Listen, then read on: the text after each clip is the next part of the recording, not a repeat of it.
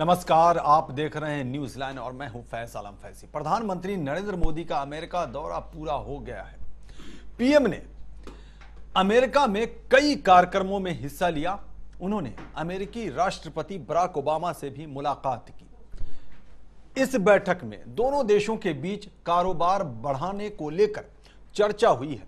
साथ ही climate change और आतंकवाद जैसे मुद्दों पर भी बातचीत हुई है। प्रधानमंत्री नरेंद्र मोदी ने अमेरिका दौरे को सफल बताया है। देश ही नहीं बल्कि विदेशी मीडिया में उनका चर्चा है और उन पर ही चर्चा है।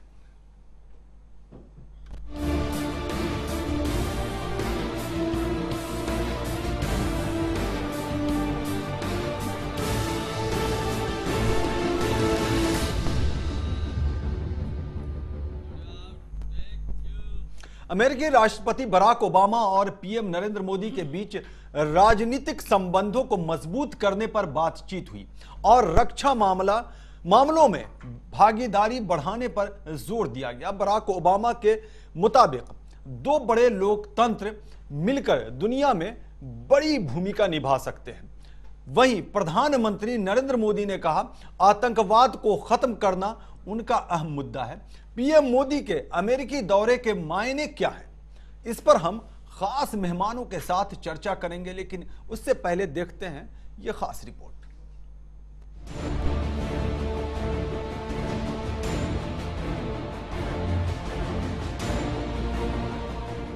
प्रधानमंत्री नरेंद्र मोदी का अमेरिका दौरा खत्म हो गया है। ये दौरा मोदी सरकार की नीतियों और महत्वाकांक्षी योजनाओं के लिए काफी अहम माना जा रहा है। जहां दुनिया की दिग्गज आईटी कंपनियों के सहयोग से डिजिटल इंडिया योजना को पंख लग गए, वहीं द्विपक्षीय रिश्तों के लिए ये दौरा मील का पत्थर साबित हुआ। प्रधानमंत्री मोदी ने दौरे के आखिरी चरण में अमेरिकी राष्ट्रपति बराक ओबामा से मुलाकात की। इस मुलाकात पर मोदी ने ट्वीट किया, मेरे अमेरिकी दौरे ने हमारे संबंधों की विशिष्ट गहराई और विविधता जाहिर की। इन कुछ दिनों में बहुत कुछ कवर किया गया। प्रधानमंत्री नरेंद्र मोदी और अमेरिकी राष्ट्रपति बराक ओबामा के बीच बैठक में भारत अमेरिकी सामरिक साझेदारी को और बेहतर बनाने का निर्णय लिया गया। सुरक्षा, आतंकवाद एवं कट्टरवाद से निपटने, आर्थिक साझेदारी और जलवायु परिवर्तन पर एक दूसरे को सहयोग करने पर भी सहमति जताई गई। प्रधानमंत्री मोदी ने संयुक्त राष्ट्र सुरक्षा परिषद की स्थायी सदस्यता की भारत की उम्मीदवारी को समर्थन करने के लिए राष्ट्रपति ओबामा का भी धन्यवाद किया। माना जा रहा है कि मोदी और ओबामा की मुलाकात से भारत और अमेरिका के रिश्तों को काफी मजबूती मिली है। वहीं पाकिस्तान को इससे तगड़ा झटका लगा है। पाकिस्तानी मीडिया ने अपने प्रधानमंत्री नवाज शरीफ की जमकर आलोचना की और मोदी की तारीफों के पुल बांधे। पाकिस्तानी अखबार द नेशन ने अपने एडिटोरियल में लिखा, मोदी तेज दिमाग वाले पॉलिटिशियन हैं, उन्हें अपने सामने वाले पर असर जमाना आता है। मोदी को अमेरिका में किसी स्टार की तरह रिसीव किया गया। मोदी 2 दिन सिलिकॉन वैली में रहे। उन्होंने दुनिया की टॉप कंपनियों के सीईओ से मुलाकात की। उन्होंने फेसबुक के ऑफिस में लोगों के सवालों के जवाब भी दिए। 30 साल बाद कोई भारतीय नेता वेस्ट कोस्ट पहुंचा है। मोदी अब तक 350 बिजनेस लीडर्स के लिए डिनर होस्ट कर चुके हैं। मोदी जिनसे मिले हैं उनमें गूगल, माइक्रोसॉफ्ट और एडोब सिस्टम्स के सीईओज भी थे जो भारत से ही हैं। उन्होंने इन लोगों से भारत के डेवलपमेंट में मदद मांगी है। साफ है कि पीएम मोदी के अमेरिका दौरे को जहां मोदी सरकार बड़ी सफलता मान रही है, वहीं से पाकिस्तान में हड़कंप मच गया है।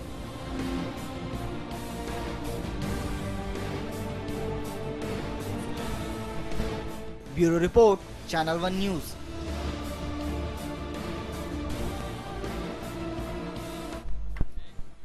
तो प्रधानमंत्री नरेंद्र मोदी 5 दिवसीय विदेश दौरे पर थे। पहले वो आयरलैंड गए, उसके बाद वो अमेरिका गए। अमेरिका में काफ़ी व्यस्त कार्यक्रम था।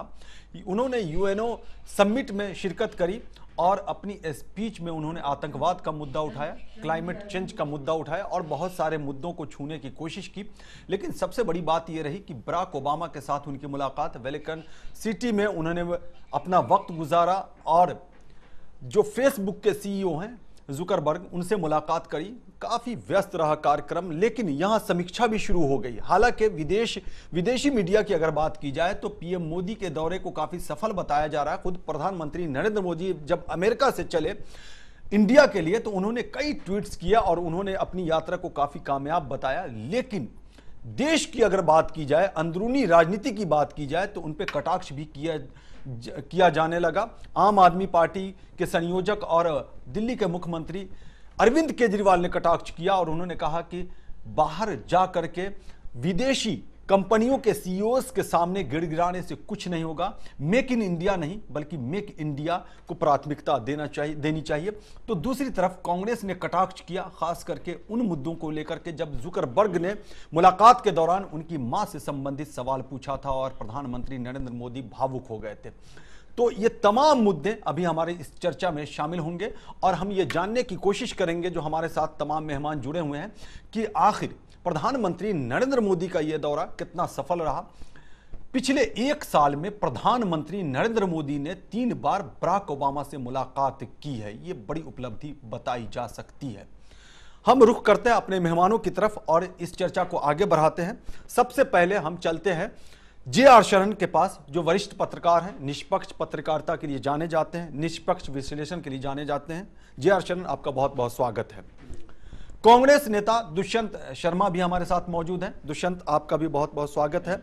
और संजीव निगम, जो आम आदमी पार्टी के नेता हैं, संजीव निगम, आपका भी बहुत बहुत स्वागत है।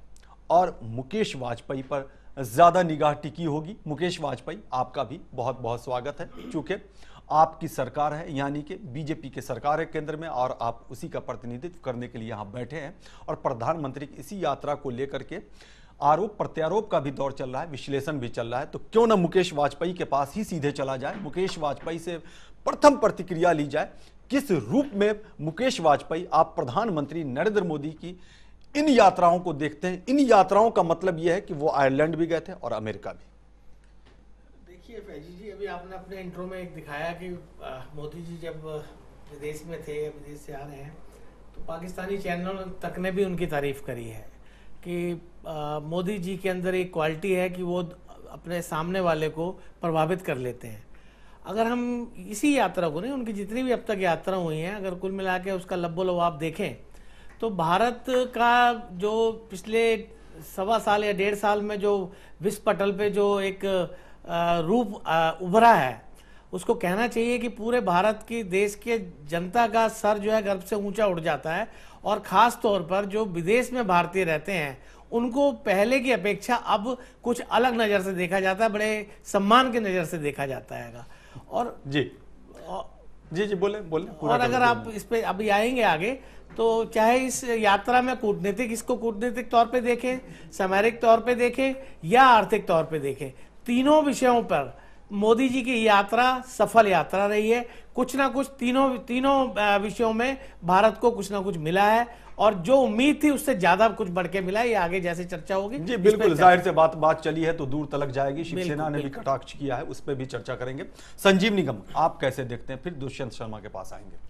देखिए, प्रधानमंत्री महोदय वही जो कई बात अच्छी कर रहे हैं, बाहर जाके बोल रहे हैं। सवाल ये है, आपने 10 अच्छे काम किए या मानी 50 अच्छे काम किए और एक उसमें काम ऐसा हो गया तो वो सब आपका बराबर रह गया। आप बाहर जाते हैं, जब विदेशी धरती में जाते हैं, तो जाकर के आपने जो भी कुछ है, लेकिन अब साथ साथ आप ऐसी भाषा बोलते हैं या अपने हिंदुस्तानियों के ऊपर, अपने हिंदुस्तान में जो दूसरी पार्टियां, राजनीतिक पार्टियां, उनके ऊपर कटाक्ष करते हैं, तो ये चीज़ बिल्कुल शोभा नहीं देती। निश्चित रूप से आपकी विरोधी पार्टियां हैं, आप भारतवर्ष में कहें जो भी कुछ आपने एक जाकर के बोला, आपके ऊपर आरोप नहीं है, बिल्कुल अच्छी बात है, नहीं है।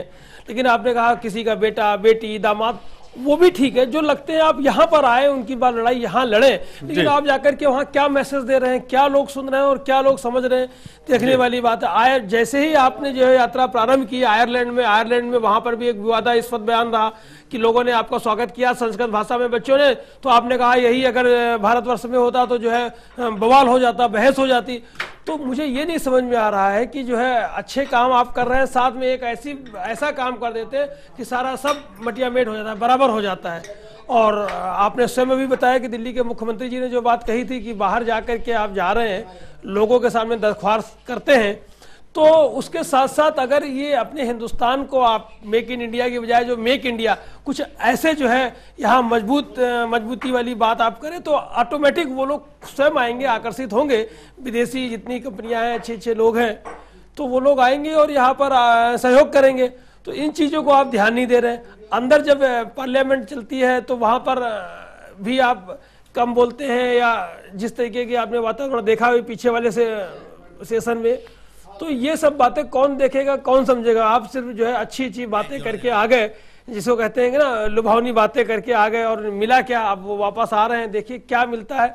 मुझे तो कोई बहुत बड़ी उम्मीद नहीं है कि बहुत मिलेगा। सिर्फ ऐसे ही मीठी मीठी बातें जो है करके प्रधानमंत्री महोदय आ गए, वापस आएंगे, फिर बिहार का चुनाव होगा, फिर किसी दूसरे प्रदेश, दूसरे देश की यात्रा में निकल पड़ेंगे। ठीक है, अब दुष्यंत शर्मा के पास आते हैं। इससे पहले अपने दर्शकों को बता दें कि हमारे साथ एक और गेस्ट हमारे जुड़ गए हैं, जिनका नाम है बृजपाल नागर, समाज सेवी हैं। बृजपाल नागर, आपका भी बहुत बहुत स्वागत है जी। तो दुष्यंत शर्मा, अब आप इसे कैसे देखते हैं, जरा आप भी बताएं। देखिए, प्रधानमंत्री का ये आपने खुद ही बोला कि ये तीसरी बार ओबामा साहब से मिल रहे हैं, और इनका शायद दूसरा दौरा है अमेरिका का, दूसरा दौरा है शायद इनके टेन्योर में। जी बिल्कुल। और अभी जब ये पिछले दिनों बात कर रहे थे तो ये रिक्वेस्ट कर रहे थे कि मेक इन इंडिया, तो इन्होंने अब वो इशू छोड़ दिया है और अब इन्होंने स्टार्टअप किया है। अमेरिकन भाषा में जो उसका अर्थ है कि आप आइए और हमारे यहाँ से लाभ कमाइए, व्यापार करिए, ये इसका मीन होता है। तो ये इशू तो पीछे छोड़ गए, जो मेक इन इंडिया वाला मामला, तो मेक इन इंडिया का तो अब कोई वजूद बचा नहीं है। दूसरा, जिन लोगों का ये आह्वान ये कर रहे हैं कि देश में आइए और आप व्यापार करिए, तो why not the people those who are working in all over the world. 83% IT services has been captured by the Indian boys in Europe. तो इन्होंने उन भारतीयों का क्यों नहीं आह्वान किया कि आप आइए, लड़कों, आप बच्चों आइए, काम करिए, हम आपको फैसिलिटीज़ प्रोवाइड करेंगे देश में, और आप अपने देश में आके तैयारी करिए। आज से जब श्री राजीव गांधी प्राइम मिनिस्टर थे, जब हम इसको लेके आए थे, IT फील्ड को राजीव जी लेके आए थे, तो उस टाइम इन्हीं लोगों ने हाय तो मचा के उसको बंद कराने की बात करी थी, और जो उस टाइम इनके लीडर अपोजिशन थे अटल बिहारी वाजपेयी, वो 1.5 महीने के लिए पार्लियामेंट बंद करा दी थी। 15 दिन तो पार्लियामेंट के दरवाजे पे बैठ गए थे धरने के लिए। आज अगर मान लो वो बार बार, एक बात मैं समझता हूं कि उन पर कोई इशू तो है नहीं, और वो जो सबसे बड़ा इशू उस टाइम, तो बड़ा देश के लोग उत्साहित हुए कि मेक इन इंडिया की बात कर रहे हैं, शायद ऐसी देशभक्ति की बात कर रहे हैं जो पहले कभी किसी प्राइम मिनिस्टर ने नहीं की है। मैं पूछता हूं कि वो इशू कहां गया, और ये स्टार्टअप क्या है?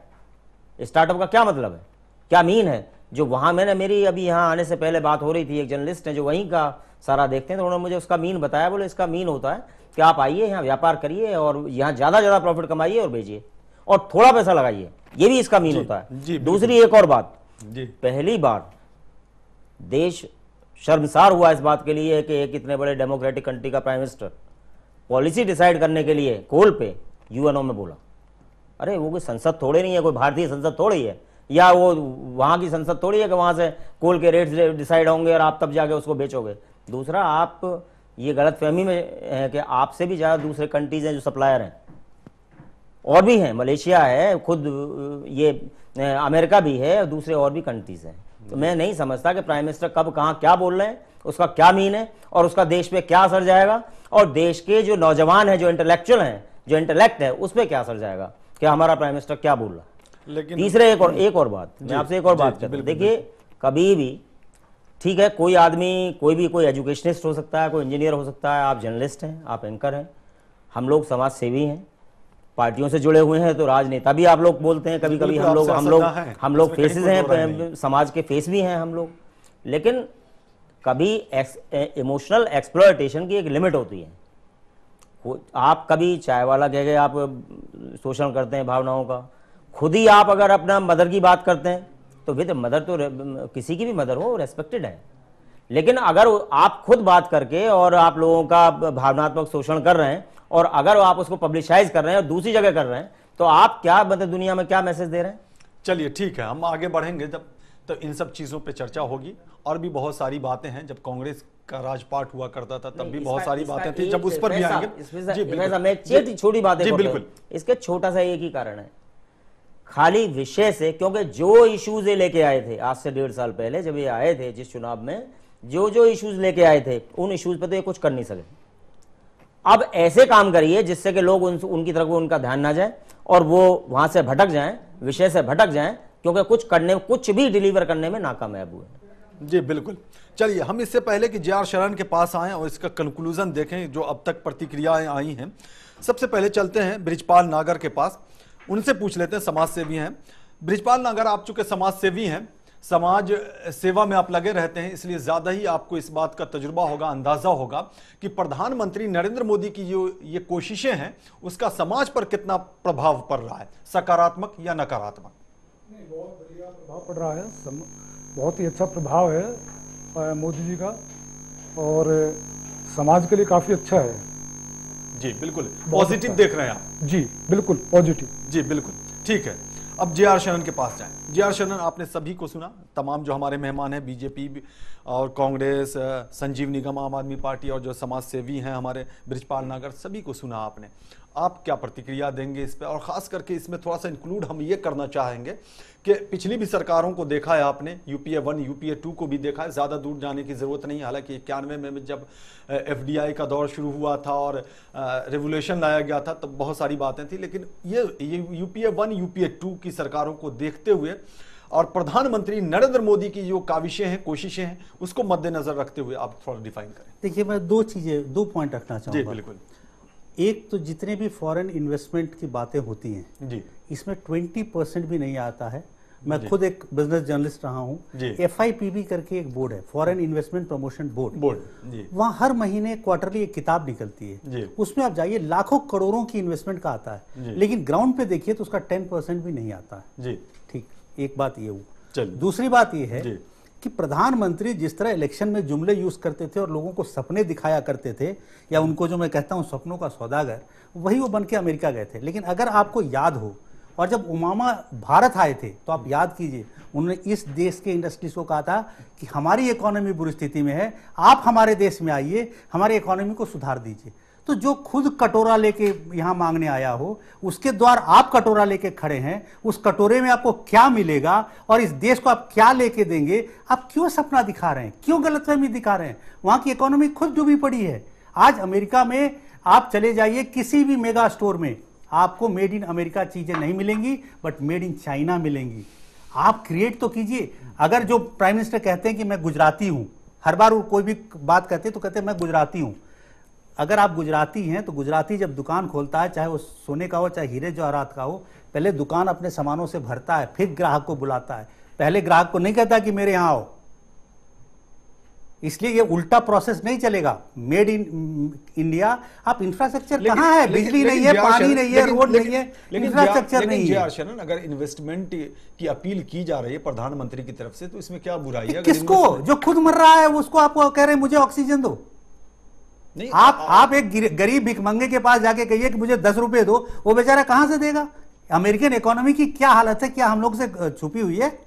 नहीं, तो इतनी भी बुरी नहीं है जो गरीब हमसे बुरी स्थिति में है अमेरिकन इकोनॉमी आज की तारीख में। अच्छा, वहां की जीडीपी क्या है परसेंटेज आप बता दीजिए, और इंडियन जीडीपी का देखिए।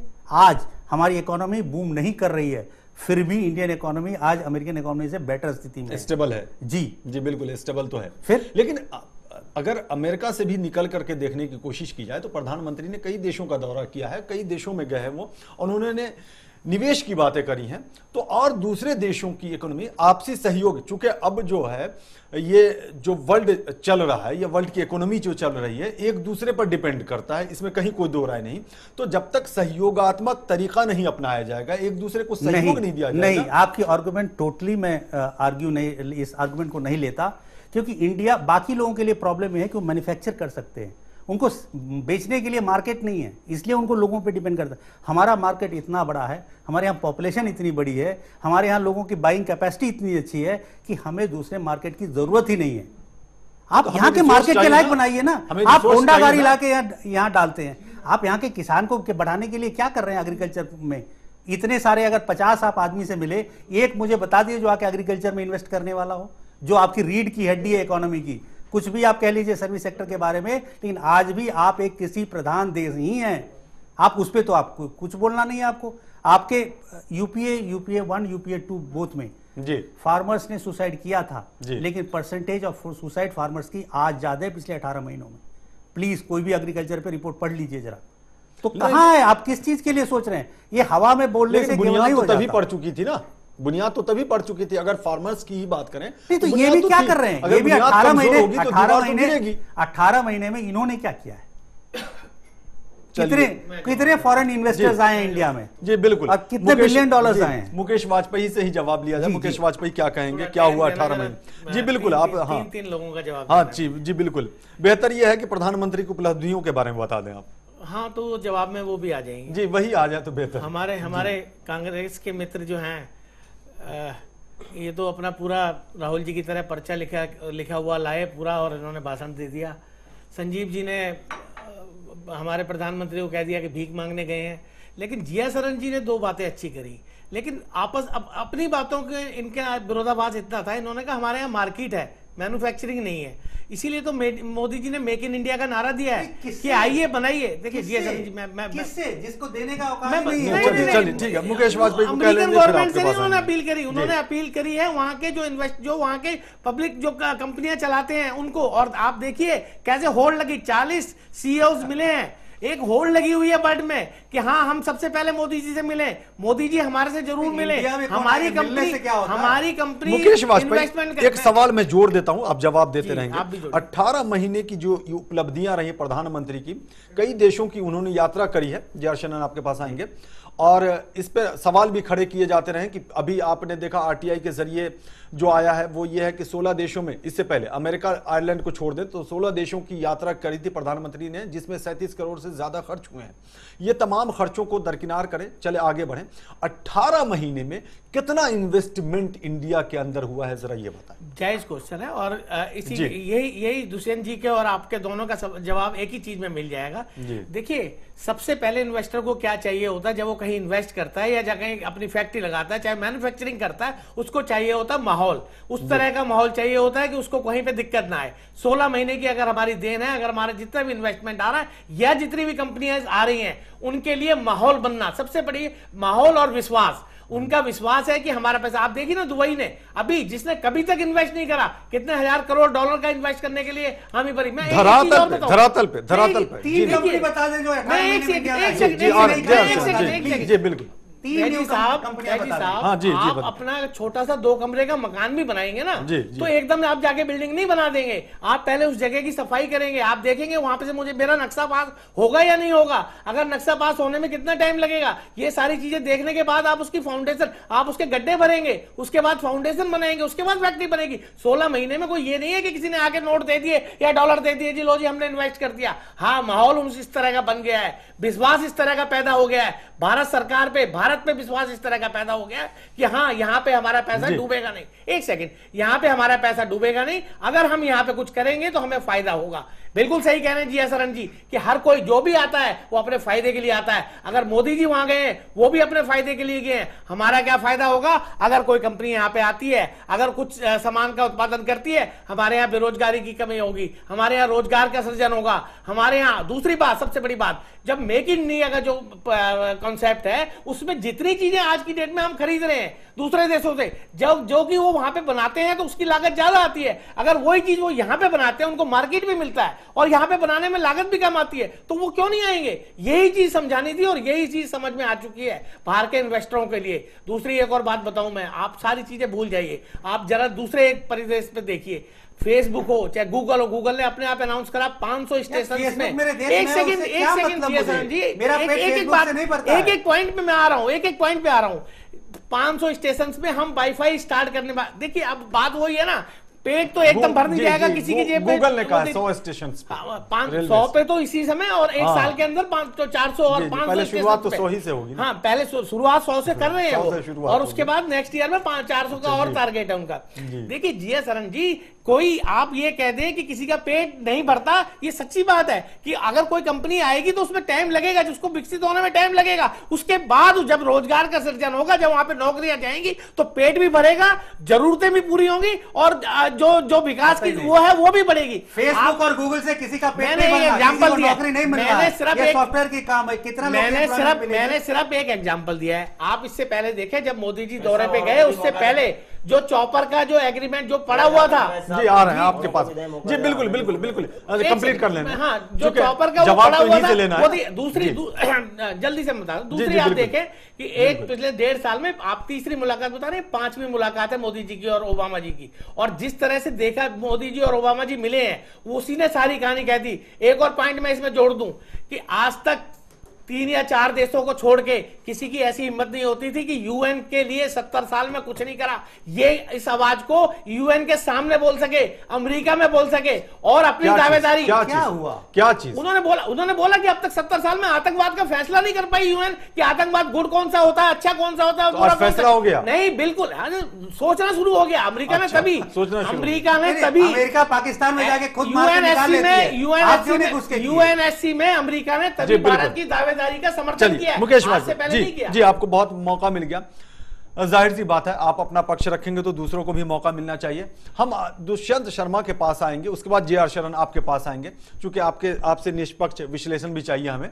लेकिन वक्त एक छोटे से ब्रेक का हो गया, जैसे ब्रेक के बाद लौटते हैं तो दुष्यंत शर्मा के पास आते हैं, उनकी प्रतिक्रिया लेते हैं।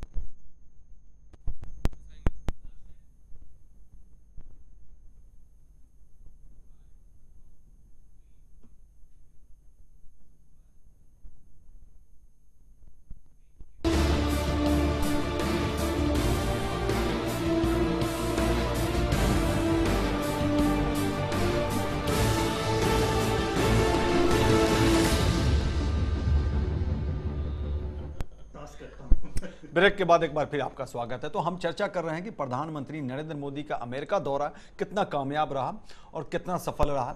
उसकी वजह यह है कि खुद देश के अंदर भी आरोप प्रत्यारोप का दौर चल पड़ा है। हालांकि विदेशों की अगर बात की जाए तो पाकिस्तान में भी पाकिस्तान की मीडिया ने सराहा है प्रधानमंत्री नरेंद्र मोदी के कार्यक्रमों को, कार्यकाल को या उनके कार्य करने के तरीके को। और अमेरिका में भी मीडिया ने बहुत हद तक प्रधानमंत्री नरेंद्र मोदी की कोशिश को सराहा है। लेकिन कुछ ऐसे सवालात हैं जिसका जवाब केंद्र की सत्ताधारी दल को तो देना ही पड़ेगा। जैसे सवाल यह पैदा होता है कि अब तक प्रधानमंत्री ने जो विदेशों में दौरा किया है उससे भारत को कितना लाभ मिला है। हम सीधे अपने मेहमानों की तरफ रुख करते हैं और चलते हैं दुष्यंत शर्मा के पास। दुष्यंत शर्मा, आपकी क्या प्रतिक्रिया थी, क्या कहना चाह रहे थे? ब्रेक पे चले गए थे हम लोग, अब ब्रेक के बाद आए हैं आप ही के पास सीधे। देखिए, बहुत वाजिब सवाल आपने किया कि सबसे पहले तो प्रधानमंत्री ये बताएं कि उनके अचीवमेंट्स क्या हैं 1.5 साल के। और 1.5 साल का एक टाइम होता है, 3.5 साल उनके पास और भी हैं। अभी हमारे एक मित्र कह रहे थे कि भाई उनको पूरा वक्त चाहिए। पूरा वक्त उनके पास है, उनका वक्त कोई ले नहीं सकता क्योंकि जनता ने चुन के भेजा है उन्हें। और 1.5 साल का भी एक वक्त है। उस 1.5 साल के वक्त के लिए मैं कोई नया सवाल करने वाला नहीं हूँ। यहाँ डायस पे जितने लोग बैठे हुए हैं उन सब ने यही सवाल किए हैं कि भाई वो जरा बताएं, एक आध तो बताएं। और अभी एक सवाल और भी आ रहा था कि भाई वो यूनाइटेड नेशंस में सोच रहे हैं लोग, आतंकवाद को खिलाफ सोचना शुरू किया है उन्होंने।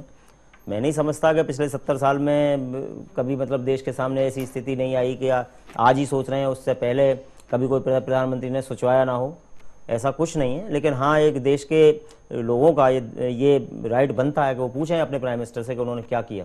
दूसरा एक और भी बात है, आप मुख्य विषय ये होता है कि आप जिस विषय पे जीत के आए थे, जिन मुद्दों पे आप जीत के आए थे, देश में इतनी सारी प्रॉब्लम्स खुद भी हैं। महंगाई मुंह बाड़े खड़ी हुई है, महंगाई इतनी ज़्यादा है। किसानों के इशू पे अभी जे आर शरण साहब ने बताया कि पहले के मुकाबले जो रेट ऑफ सुसाइड है वो बढ़ा है जी। और महंगाई आप देखिए ना, 70, 80, 90 रुपये किलो प्याज देश में वो एज इट इज़ है। इंक्लूडिंग कोई कम नहीं हुई है, इंक्लूडिंग बढ़ी है सीमा पे। और जो देश है वो कर रहे हैं। दूसरा, अमेरिका के बारे में आपने एक वर्ड पढ़ रहा था जी। आप लोग कह रहे थे कि अमेरिकन अखबारों ने कहा है कि बहुत तेज पॉलिटिशियन है, बहुत तेज ये तेज जो वर्ड है, एक इंटेलिजेंट प्राइम मिनिस्टर होते हैं या एक बुद्धिजीवी लोग होते हैं, एक चालाक भी होते हैं। तो आप खुद ही तय करें कि भाई वो तेज हैं तो वो क्या बुद्धिजीवी में शुमार किए हैं, ये देश का इंटेलेक्चुअल, देश का सम्मान उससे बढ़ा है या देश का सम्मान उससे गिरा है। और एक और भी चीज़ है, मैं आपसे एक बात कहता हूं कि आम तौर से जब भी हमारे देश में इधर उधर किसी प्रदेश में चुनाव होते हैं, बड़ा देश है, बड़े कई सारे प्रदेश हैं, तो चुनाव होते हैं, इलेक्शंस होते हैं, तभी इनके विदेशों के दौरे भी लगे होते हैं और उन दौरों में इस तरह के इश्यूज उठाए जाते हैं कि जो मुख्य विषय है ना उससे लोग भटक जाते हैं, उन पिछली बातों को भूल जाते हैं लोग। राहुल गांधी भी विदेश चले जाते हैं। Rahul Gandhi is not prime minister. वो ये तो प्राइम मिनिस्टर हैं, ठीक है, पार्टी के हैं, पार्टी वाइस प्रेसिडेंट हैं, हमारी पार्टी की उनकी भी जरूरत है, लेकिन हम जितनी सीटों पे चुनाव लड़ रहे हैं, हम तो 24 सीटों पे, हम तो 40 सीटों पे चुनाव लड़ रहे हैं। अरे भाई ये तो प्राइम मिनिस्टर है, इनका दावा है तो सरकार he is going to form the government in the state, वो तो कह रहे हैं, वो तो दावेदारी कर रहे हैं, उनके सामने कोई है नहीं। और फिर वहां से वो देश की ऐसी बातें करते हैं जो बातें देश के अंदर होनी चाहिए, देश के बाहर नहीं होनी चाहिए। अभी संजीव जी भी ये बात कह रहे थे। मैं आपसे एक बात कहता हूं कि विषय से भटकाने के लिए इस तरह के लच्छेदार भाषण देके भावनात्मक शोषण करना वो कोई अच्छी बात नहीं है। लेकिन दुष्यंत शर्मा 1.5 साल का वक्त बहुत ज्यादा वक्त नहीं होता। चलिए आप लोग आप ही के चैनल पे, जी बिल्कुल, आप ही के चैनल पे बैठ के आपने किया है, आपने हमेशा राजपाट किया है। साहब मैं आपसे एक प्रश्न मैं आपसे करूंगा छोटा सा जी। जब प्राइम मिनिस्टर बने मोदी जी प्राइम मिनिस्टर बने तो उन्होंने चाय वाला कह के अपने आप को खूब पॉपुलर किया, खूब इमोशनल एक्सप्लॉयटेशन चाय वालों का किया जी। इस देश में सभी को चांसेस हैं, ऐसा नहीं है। डेमोक्रेसी में, डेमोक्रेसी का फायदा ही क्या है?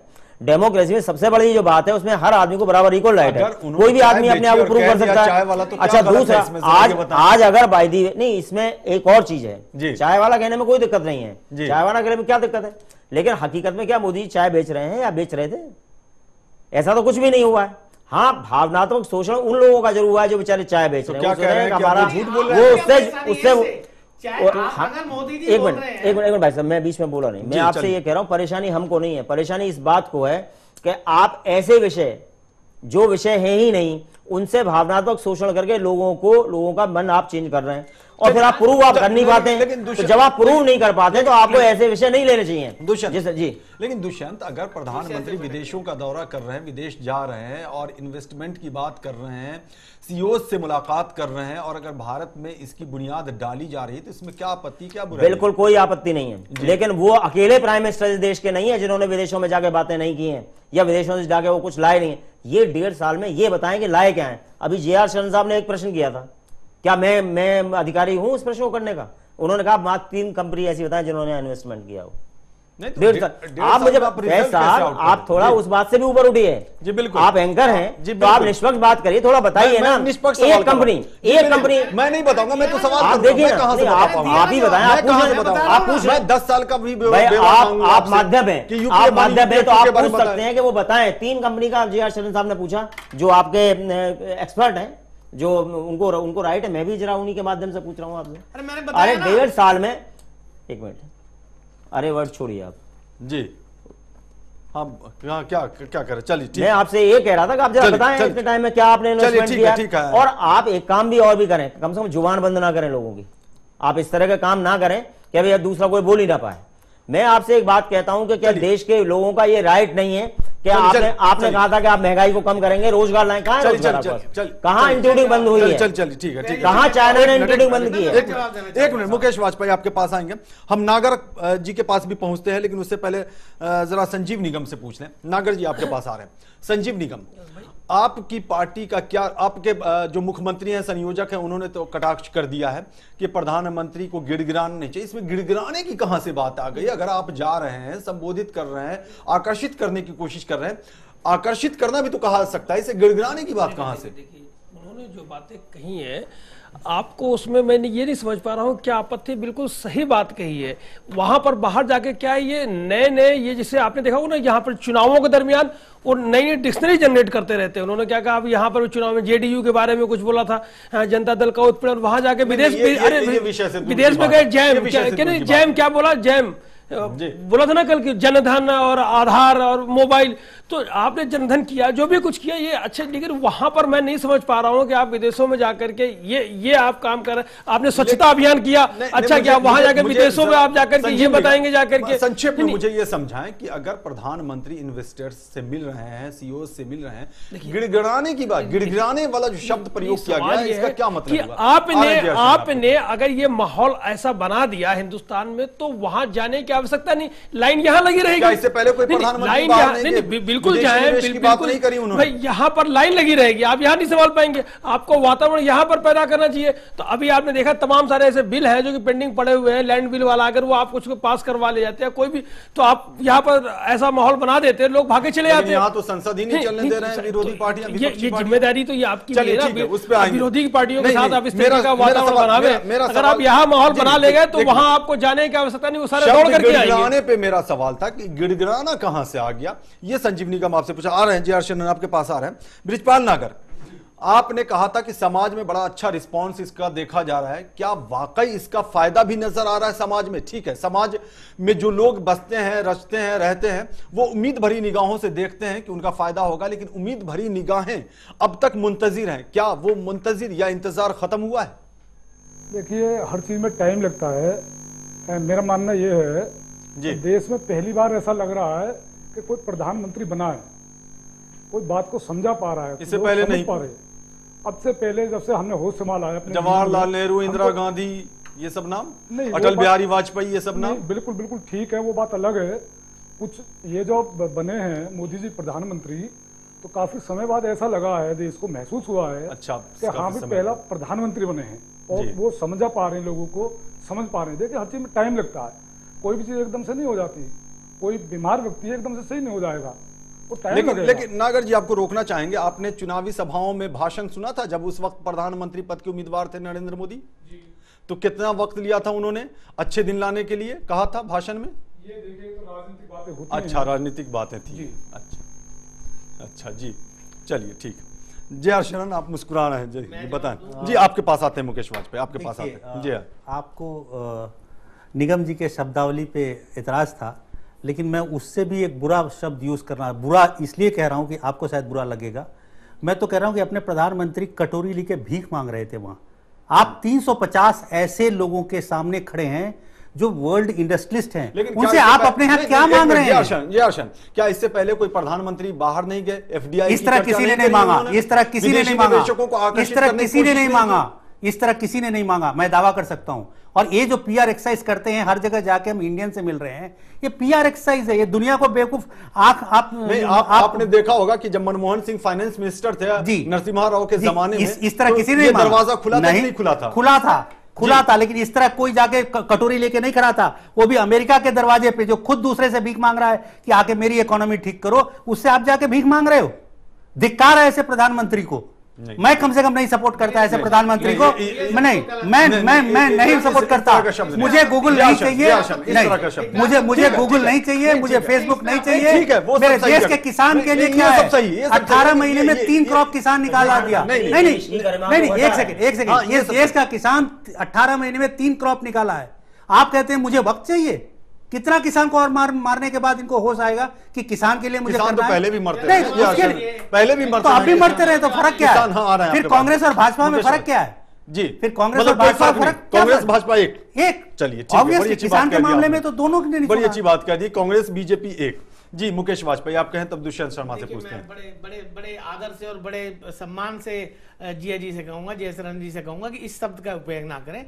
भारत, वो हमारी प्रधानमंत्री ने, पूरे देश के प्रधानमंत्री, और ये जो शब्द का प्रयोग करा, ये पूरे देश के लिए आपने अपमान वाली बात करी। प्लीज इस तरह के शब्दों का प्रयोग, मेरी भी ये विनती होगी कि जी किसी एक पार्टी के प्रधानमंत्री, ऐसा ख्याल रखा जाए। जी बिल्कुल, हाँ बोलें। हाँ, दूसरी बात जो अभी बात करी मेरे मित्र ने, दुष्यंत साहब ने, कि जी चाय के इमोशनल ब्लैकमेलिंग कर रहे हैं या उनको क्या आपत्ति है? अगर उन्होंने बोला जो आदमी जिस तरह का था, जिस तरह का जीवन व्यतीत करा है, एक बात एक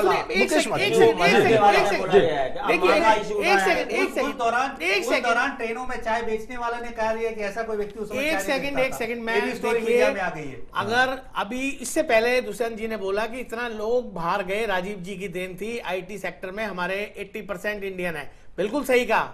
इसको भी मैं मानता हूं कि राजीव जी देन थी, ये भी मैं श्रेय इनको देता हूं। नहीं, ये शिवसेना ने भी मान लिया है। सुनिए, मुकेश वाजपेयी सुनिए, अपने मुखपत्र सामना में लिख दिया शिवसेना ने। कल क्या कहा मोदी जी ने अमेरिका में, क्या सहयोगी पार्टी जो भारतीय समुदाय को संबोधित करा उसमें क्या कहा कि इस तरह की बात होती थी, जो कि दुष्यंत जी ने खुद बोला कि ब्रेन ड्रेन, मतलब हमारा जो ब्रेन था वो बाहर चला गया, ड्रेन में चला गया। लेकिन अब मैं चाहता हूं कि हमारी इन्वेस्टमेंट थी और मैं इस तरह का माहौल दे रहा हूं इंडिया में आपको, आप आइए, जो आपने कमाया है आप उसकी 1% कीमत अपने मातृ देश में अदा करिए, आप वापस आइए। एक सेकंड, ये उन्होंने बोला, मैं इस बात की बिल्कुल चर्चा करता हूं कि अगर भारतीय समुदाय के सामने वो इस तरह की अपील करते हैं तो वहां पर अगर वो 10% भी मांगते हैं तो इंडिया का विकास कितनी तेजी से होगा, इतना कितना पैसा आएगा इंडियन के थ्रू ही। आप भूल जाइए सारे सीईओस को, आप भूल जाइए बाहर की कंपनी को। अगर अपील का जिसका कि मेरे को पूरा विश्वास है होगा, अगर वो होता है तो आप देखिए किस तरह से इन्वेस्टमेंट होगा और किस तरह से इंडिया के लोग जो बाहर में इतने दिनों से रह रहे हैं, और वहां पे बिल्कुल सही कहा दुष्यंत जी ने, 80% हमारा ब्रेन वहां पे यूज हो रहा है,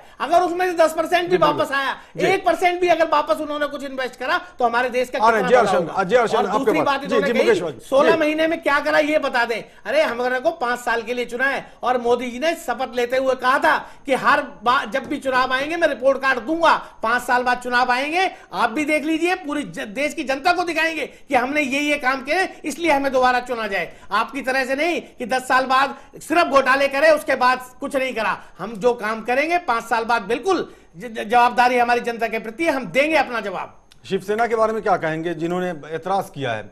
आपने देखा होगा मुखपत्र सामना में लिखा है शिवसेना ने कि ये जो इतराने की जरूरत नहीं है। शिवसेना का कहना है, मैं नहीं कह रहा हूं, शिवसेना का कहना है, जो आपकी सहयोगी पार्टी है केंद्र में भी और महाराष्ट्र में भी, और उसने कहा कि मनमोहन सिंह के जमाने में भी इस तरह की शुरुआत हो चुकी थी और पीवी नरसिम्हा राव के जमाने में भी, इसलिए ज्यादा इतराने की। ये शिवसेना ने कहा। ये बात तो देखिए, लाल किले से प्रधानमंत्री जी ने कहा कि अब तक जो काम हुए वो पिछली सरकारों ने, ये नहीं है कि पिछली सरकारों ने काम ही नहीं करे, इस बात का क्रेडिट उन्होंने दिया। विदेश जाते तो भूल जाते हैं। इसी चैनल से अभी दुष्यंत जी को इस बात के बिल्कुल धन्यवाद करा। चलिए ठीक है जी हर्षन 1 मिनट आ रहे हैं आपके पास दुष्यंत जी बिल्कुल आप उनसे। अच्छा चलिए ठीक है। देखिए, इस देश में पीने का पानी हर आदमी को नहीं मिलता, बिजली नहीं है, रहने को घर नहीं है, और आप कहते हैं इंडस्ट्री आ जाएगा। किसको बेवकूफ बना रहे हैं? ये जेआरशन शुरू ये बेवकूफ बना रहे हैं। 16 महीने में हो गया है, तो आप ये सब ठीक कीजिए, उसके बाद इंडस्ट्री आएगी। ऐसा तो नहीं है ना? नहीं, अरविंद केजरीवाल ने जो कहा है ना कि मेक इंडिया, पहले मेक इंडिया आप यहां ठीक कीजिए ना, उसके बाद लोग आएंगे ना। दुकानदार खोल के केवल शटर उठा के नहीं कहता कि ग्राहक मेरे दुकान में घुस जाओ, वो सामान रखता है, आपको भी उससे शोकेस करना पड़ेगा। नहीं, आप पहले शोकेस, नहीं, पहले आपको शोकेस करना पड़ेगा इंडिया को। आप शोकेस करने लायक है नहीं, तो जब तक आप शोकेस नहीं करेंगे तब तक आप क्या करेंगे? चलिए दुष्यंत शर्मा, आपसे एक सवाल, सीधा सा सवाल है। थोड़ी देर पहले जे आर शरण ने कहा कि कांग्रेस बीजेपी में कोई फर्क नहीं कहा था, क्या जवाब है? देखिए, जो जिस विषय में वो बात कर रहे थे, मेरे पास में उसके पिछले डाटाज नहीं हैं। मेरे पास में अभी मैं डायस पे बैठ के मैंने जे आर शरण साहब की बात ये सुनी थी कि उन्होंने कहा कि जो रेट ऑफ सुसाइड है वो बढ़ा है किसानों का। मैं दुख में उनके साथ सिर्फ किसान के हमारी पार्टी में ही नहीं उसी विषय पे बोले, और तो कोई विषय था ही। अच्छा। उसी विषय पे ये बात बोले थे और उसी विषय पे उन्होंने अपने विचार, उनके अपने विचार हैं कि भाई वो दोनों एक हैं या एक नहीं है। देखिए, किसानों के साथ में हम लोग हमेशा खड़े रहे, हमारी पार्टी हमेशा खड़ी रही है। और आप जो वर्तमान विषय है उस मैंने आपको आंसर दिया है इसका। जो वर्तमान विषय है, वर्तमान विषय उससे हटके है। आप भी जो कुछ बातें बता रहे हैं उनमें कुछ चीजें उन्होंने, मोदी जी ने खुद टाइम बाउंड कही थी। हमारे एक मित्र उधर बैठे हैं, उन्होंने ये कहा भी था कि वो राजनीति की बातें हैं, चुनाव के टाइम होती हैं। उन्होंने कुछ चीजें उन्होंने कही थी कि 100 दिन में खत्म हो जाएंगी। लेकिन वो आम बात है। लेकिन उन्होंने ऐसा नहीं है कि सिर्फ मोदी जी के बारे में कहा, उन्होंने आम तौर पर जो ऐसा होता है चुनावी सभाओं में, तो अगर देश के नागरिक अगर उनको मतलब बाइज्जत बरी कर रहे हैं तो उसमें वो और कोई क्या करेगा? मान लो वो 100 दिन का टाइम नहीं है। अभी जैसे मुकेश वाजपेयी जी भी बोल रहे थे कि जी हमारा पूरा 5 साल का टाइम है, तो वो अब वो टाइम बाउंड तो कुछ है नहीं, तो जिम्मेदारी कोई बनती नहीं है। तो जिम्मेदारी तो 5 साल बाद बनेगी, तो 5 साल बाद बनेगी तो फिर तभी बात करेंगे।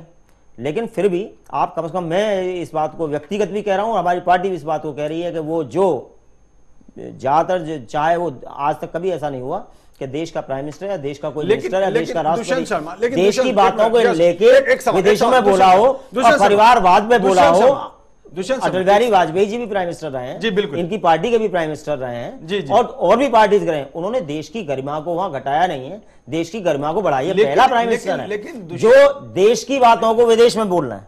लेकिन और दुष्यंत जो जिनको ये पता नहीं है कि कोल की पॉलिसी यूएनओ नहीं बनाएगा, प्राइम मिनिस्टर को मालूम होना चाहिए। जी, बिल्कुल। तो उनको ये बात अगर वो अपने देश से संबंधित कर रहे हैं तो अपने देश में पार्लियामेंट में बात करनी चाहिए, या फिर उन देश के पर्टिकुलर कंट्री को बात करनी चाहिए कि भाई आप ये नहीं, तो कोल की पॉलिसी पॉलिसी नहीं बनवाइए। थी, वो भ्रष्टाचार के मुद्दे पर बोलते बोलते ये बात आ गई। हाँ, तो वही है, प्राइम मिनिस्टर ऐसे ही बोल रहे हैं। इससे देश का जो ग्राफ है उसे गिरा रहे हैं वो। जी। इससे जो हमारे देश की जो गरिमा है वो गिर रही है। प्राइम मिनिस्टर को समझना चाहिए कि कहाँ क्या बोल रहा है, उनको मालूम होना चाहिए यूएनओ में ये विषय उठना है कि नहीं उठना है। प्राइम मिनिस्टर को पता ही नहीं है को, क्या आपने खुद एक्सेप्ट किया इस बात को? नहीं तो वो भ्रष्टाचार, लेकिन जो प्रधानमंत्री ये कह रहे हैं दुष्यंत शर्मा की 1.5 साल की सरकार में उनकी सरकार हो गई है, 1.5 साल का वक्त गुजर गया है, किसी पर भ्रष्टाचार का कोई आरोप नहीं लगा। नहीं, वो ठीक है, तो इसका कैसे नहीं लगा? हाँ, कैसे नहीं लगा?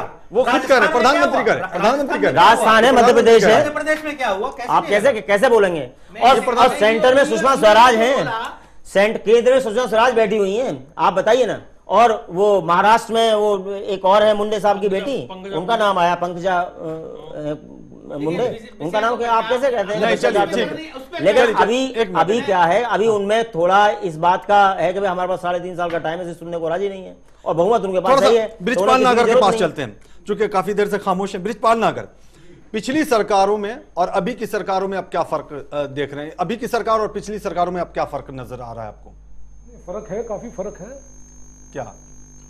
काफी कुछ फर्क है देखने को मिला है। जैसे कि भ्रष्टाचार पे कुछ लगाम, मैं ये नहीं कहता पूरी तरह समाप्त हो गया है। पिछली सरकारों के मुकाबले जी इस सरकार में, बीजेपी की सरकार में कुछ लग रहा है कम हो रहा है। तो लग रहा है ना, दिख रहा है कि नहीं? नहीं, दिख भी रहा है और अच्छा। लग भी रहा है कि भाई पहले से कुछ कम हुआ है। और ये जो भ्रष्टाचार के जो आरोप लगे सुषमा स्वराज पे, वसुंधरा राजे पे, उसके बाद शिवराज सिंह चौहान पे, पंकजा मुंडे पे, छत्तीसगढ़ में चावल घोटाला का मामला सामने आ गया, रमन सिंह की सरकार है वहां, इन सब चीजों के बारे में क्या कहना है आपका? नहीं, ये तो अब पहले सिद्ध हो जाएगा, कोर्ट में जाएंगे मामले, सिद्ध होगा तब कुछ कहा जा सकता पिछली है। सरकारों में भी है, उनका भी बहुत सारा सिद्ध नहीं हुआ है। बिल्कुल, हाँ। लेकिन आप थोड़ा जब आप चैनल पे बैठे हैं तो आपको, आप अकेले नहीं है, आपको पूरा देश देख रहा है। बिल्कुल, तो कम से कम आप वो बात बोलिए जिस बात को देख के लोग निष्पक्ष बात नहीं, मैं सहमत हूँ आपकी बात से, सहमत हूँ। आप जी क्योंकि कई बार हम जब पक्ष, वो ठीक है, हम अपनी बात पार्टी की कहने के लिए हम कई बार ऐसी बात कहते हैं कि भाई क्या नाम है, हमें पार्टी का पक्ष लेना है। लेकिन एक और चीज मैं आपको बताता हूँ शर्मा जी, कोई भी बात, अगर शिवराज सिंह का मामला हो, व्यापक घोटाले की बात हो, तो कोई बीजेपी का नहीं बोला। वसुंधरा राजे को तो गिरफ्तार नहीं किया। हमारे यहाँ जब यूपीए 2 में जो बातें आई उनमें हमने ए राजा को गिरफ्तार नहीं किया, कलबाड़ी को गिरफ्तार नहीं किया। वो पार्टी वो है जिसने आप लोगों को नहीं छोड़ा। आज आप क्या बात कर रहे हैं? इसको ऐसे भी समझा जा सकता है दुष्यंत शर्मा कि आपने एक्सेप्ट कर लिया था, इन्होंने एक्सेप्ट नहीं किया। देखिए, उसकी एक आपने वजह, एक्सेप्ट कर लिया था, इन्होंने एक्सेप्ट उसकी एक नहीं वजह, किया। ये भी समझा जा सकता अभी है। उनके केस भी डिसाइड नहीं हुए, अगर आप उनकी भाषा में जाते हैं तो आप उनको नहीं कह सकते हैं कि वो क्रिमिनल शर्मा है। जी, दूसरा एक और चीज उन पे केस है, चल रहे हैं मैं ना। पार्टी का बात कहते हुए आपसे एक बात कहता हूं, हमारी वो पार्टी है जो अपनों को भी नहीं बख्शती है। दूसरा एक और चीज है, हम 22 दलों की सरकार चला रहे थे, उसमें हमारी पार्टी के नहीं है लोग। अब आप ये भी कह सकते हैं, शर्मा लेकिन जी, फिर भी नहीं, ये कैसी शर्मा जी, दलील हो गई? नहीं ये कैसी दलील हो गई? हम हमारी कोalition पार्टी की के लिए गवर्नमेंट आप चला साथ रहे में थे, थे। ये इनकी अपनी जी। आज बस आपके देश में से चोरी होती रही, हम देखते रहे, क्योंकि हमारी सरकार चलिए, 22 अब जनों की है। चलिए, अब जे आर आप शर्मा ये कुछ कहना चाह रहे हैं, जे आर चार शर्मा कुछ कहना मुख्यमंत्रियों जी, मुकेश वासनिक, चार आपके पास आ रहे हैं। मुख्यमंत्रियों का नाम तो फैज साहब ने कम लिया बच रहा है। है। जी, जे आर शर्मा कुछ कह रहे हैं, मुकेश वासनिक। चार मुख्यमंत्रियों का नाम लिया है फैज साहब ने अभी। आ रहे। नहीं, आपने भी राजा कलमाडी का नाम लिया खुद अपने मंत्रालय। जी हमने निकाला बाहर। नहीं, शुरू में बात कहा गया था कि सुरक्षा और आतंकवाद पे प्रधानमंत्री बहुत जी। बोले, उनकी तालियां होनी चाहिए या जो भी प्रशंसा होनी चाहिए। एक पाकिस्तान जो हमारे तमिलनाडु, आंध्रा, तेलंगाना और मध्य प्रदेश, 3 स्टेट, हमारा 28 स्टेट से बनते हैं, 3 स्टेट के बराबर है जी वहां से आपको 20-25 साल से कम प्रताड़ित किया जा रहा है। जी कोई ना कोई प्रॉब्लम रोज हो रहा है। जी। जब कांग्रेस या यूपीए की सरकार थी तब तो आप गरजते थे शेर की तरह कि मैं आऊंगा तो पता नहीं क्या कर दूंगा और एकदम चुप हो जाएगी। आज आप भीगी बिल्ली की तरह क्यों घूम रहे हैं? आज पाकिस्तान के राष्ट्रपति से मिलने का भी आपको डर है, क्यों नहीं मिलते? लेकिन जे आर शरण, आपने तो देखा होगा, आप वरिष्ठ पत्रकार हैं, पाकिस्तान की मीडिया ने तारीफ करी है और नवाज शरीफ को मीडिया की नसीहत तारीफ की- नहीं, मीडिया की तारीफ नहीं, मीडिया आईना होता जो है। लोग नहीं मीडिया देखिए, आईना होता है नहीं ना। जो जी। लोग बॉर्डर पे जा रहे रहते हैं, जो लोग बॉर्डर पे रहते हैं, उनकी दुर्दशा सोचिए ना, वो खाली कर गए हैं वो इंडियंस नहीं है। वो तो पहले से आ रहा है ना। नहीं, नहीं, पहले गलत से बात नहीं है, है। इस दौरान ज्यादा हुआ है। अच्छा, इस दौरान ज्यादा हुआ है। चलिए मुकेश वाजपेयी क्या कहेंगे? जी बोल बोल। देखिए बहुत अच्छा, जी एस आनंद जी ने सही डायरेक्शन में बहस को लिया, नहीं तो बहस कहीं और मुड़ गई थी आतंकवाद पे। और जो इन्होंने कहा 25 साल से, बिल्कुल 25 साल से ही चला आ रहा है, लेकिन अब हालात बदल चुके हैं। आज पाकिस्तान को पूरे वर्ल्ड में अरे पूरे वर्ल्ड में आइसोलेट पाकिस्तान से डरते हो? अरे कौन डर रहा है? पाकिस्तान डर रहा है। पाकिस्तान जाके सिर्फ मोदी जी एक पाकिस्तान के अगेंस्ट लाइन बोले हो, मुझे बता दीजिए आप। जरूरत क्या थी? अरे वो तो वही तो बता रहा हूँ, 25 साल से पहले हम लोग सिर्फ यही करते रहे, पाकिस्तान को बात करेंगे पाकिस्तान। अब तो उसको क्या जरूरत है उस जैसे बात करने की? बिल्कुल, क्या जरूरत? सीज फायर का उल्लंघन बंद हो गया, आतंकवादी घटनाएं बंद हो गई, उसको बंद हो गया, जरूरत क्या है? आइसोलेट ऐसा कर दिया वो अपने घर में ही, अब वो कहीं बात ही नहीं कर सकता, बोल भी नहीं सकता। आप देखिए सबसे उसके सिर्फ चाइना को छोड़ के आज उसके साथ कोई भी देश नहीं है। अमेरिका है उसके साथ, अमेरिका है उसके साथ। अमेरिका के जो अभी जो उस पार्टी के जो कैंडिडेट, राष्ट्रपति के कैंडिडेट है, उन्होंने स्पष्ट तौर पे बोला है। मुकेश वाजपेयी आपको एक इन्फॉर्मेशन दे दूं मैं। मुकेश वाजपेयी आपको एक इन्फॉर्मेशन दे दूं। G4 समिट जो है आपका, जो यूएनओ में सिक्योरिटी काउंसिल में अस्थायी सदस्यता की वकालत करता है, जिसमें जर्मनी, जापान, भारत, ब्राजील है, उसी जर्मनी के विदेश मंत्री ने पाकिस्तान के विदेश मंत्रालय के सलाहकार जो हैं या प्रधानमंत्री के सलाहकार सरताज अजीज से मुलाकात के दौरान यह बात डंके की चोट पर कही थी कि कश्मीर में जनमत संग्रह होना चाहिए। ये बहुत ज्यादा दूर की बात नहीं है, ये पिछले 10-15 दिन पहले की बात है। इस तरह की अगर न्यूज होती तो जरूर मीडिया में आती। इस तरह का मीडिया ही में तो आई है, मीडिया ही में तो आई, तभी तो बोल रहा हूँ, मीडिया में आई है मुकेश वाजपेयी। जी आप पूछ लें जयशरण से, ये खबर आई है, मैं दिखा दूंगा, मैं दिखा दूंगा। सुना है ना किसी मीडिया में देखा है, मैं दिखा दूंगा। चलिए ठीक है, मैं जब डिबेट से बाहर आऊंगा तो दिखा दूंगा। मैं दूसरी बात बताता हूं कि देखिए सिर्फ चाइना को छोड़ के आज पाकिस्तान के साथ जो उनके जो यूएई वाले सबसे सगे थे, सबसे अच्छे दोस्त थे, आज वो भी उनसे किनारा कर चुके हैं। ठीक है, जहां तक अमेरिका की बात है, अमेरिका के जो राष्ट्रपति पद के उम्मीदवार हैं, उन्होंने साफ तौर पे बोल दिया कि पाकिस्तान के अंदर जो नॉर्थ कोरिया का जो जैसे न्यूक्लियर वो थे वैसे लोग हैं, और इनका अगर मुकाबला कोई कर सकता है, इनकी नकेल कर सकता है तो सिर्फ हिंदुस्तान। चलिए ये भी बड़ी अजीब सी बात है जे.आर. शरण की हमारी जो विदेश नीति है वो पाकिस्तान के इर्द गिर्द घूम करके रह जाती है। नहीं, अभी भी वही है जिस तरह से हम डिबेट कर रहे हैं, और जहां डिबेट होता है और सुनने को मिलता है वो लगभग वही है। हालांकि सीज फायर का उल्लंघन भी रोज हो रहा है, घुसपैठिए भी रोज आ रहे हैं, और आतंकवादी घटना भी रोज घटती जा रही है।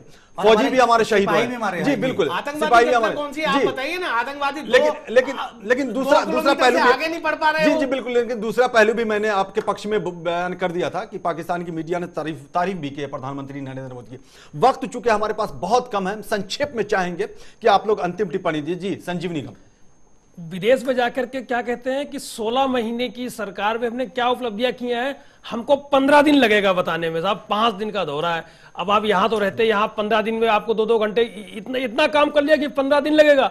विदेशियों को जाकर के भी हिंदुस्तानियों को जो है बना दिया, अब आप विदेशियों को भी जाकर के बना रहे हैं। और दूसरी बात मुझे समझ में नहीं रही, नागर साहब बता रहे थे कि वो फील गुड जो आडवाणी जी को हो रहा था वाजपेयी जी की सरकार के बाद, वो फील गुड अभी से महसूस हो रहा है, फील गुड हो रहा है, इंडिया साइनिंग हो रही है 16 महीने में, कुछ नहीं, कहां से फील गुड हो रहा है मुझे नहीं समझ में आ रहा है। दिल्ली सरकार जैसे काम कर रही है उससे भी सीख लेना चाहिए था प्रधानमंत्री को। जी दुष्यंत शर्मा आप कहें।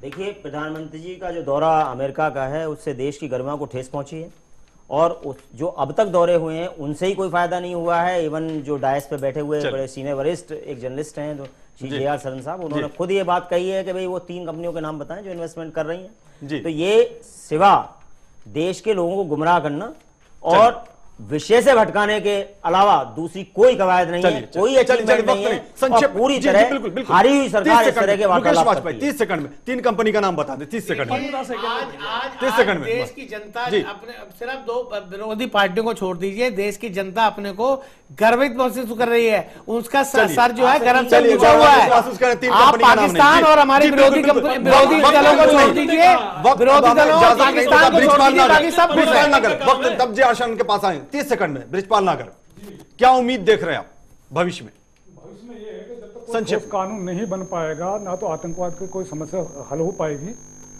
ये शर्मा जी की बात से मैं सहमत हूँ, और मैं किसी पार्टी से नहीं हूँ, जी बिल्कुल, मैं समाज की बात कर रहा हूँ। जो मैं सुन रहा हूँ समझ रहा हूँ वो मैं आपको बता रहा हूँ स्टूडियो में। चलिए ठीक है जी, जे.आर. शरण संक्षेप। देखिए, रियलिटी में प्राइम मिनिस्टर कहीं नहीं है जी। अगर 10 आउट ऑफ 10 में मुझे मार्क्स देने को कहा जाए तो मैं 0 दूंगा, क्योंकि रियलिटी में वो कहीं नहीं है। वो अभी भी हवा में बात कर रहे हैं और अपने सपनों के सौदागर कर रहे हैं। जी बिल्कुल बिल्कुल, चूंकि अब हमारे पास वक्त नहीं है और जाहिर सी बात है प्रधानमंत्री नरेंद्र मोदी अभी 3.5 साल और कम से कम रहेंगे और इस तरह की प्रतिक्रियाएं आती रहेंगी, समीक्षा होती रहेगी और यह देखने की कोशिश की जाती रहेगी कि क्या प्रधानमंत्री नरेंद्र मोदी ने कौन सी उपलब्धियां अर्जित की, कहां कामयाब रहे, कहां नाकामयाब रहे। हमारे तमाम मेहमान, आप तमाम लोगों का बहुत बहुत शुक्रिया इस चर्चा में शामिल होने के लिए।